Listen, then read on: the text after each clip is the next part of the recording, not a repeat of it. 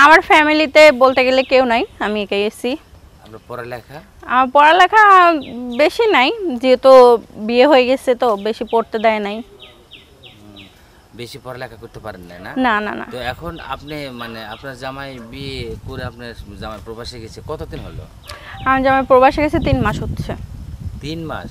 হ্যাঁ। তো এর মধ্যে আপনি একা থাকতে খুব কষ্ট পাচ্ছেন? হ্যাঁ হ্যাঁ, এটাই তো বুঝিনি তো যে 3 মাস হয়েছে, বিয়ের পরপরই চলে গেছে প্রবাসে, তো বুঝেন তো একা একা থাকতে কেমন লাগে।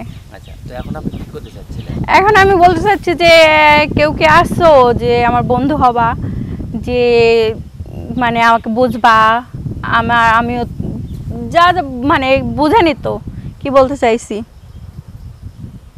মানে আপনার সুখ দুঃখের সাথী হবে, আপনার সাথে কথা বলবে, তাই তো?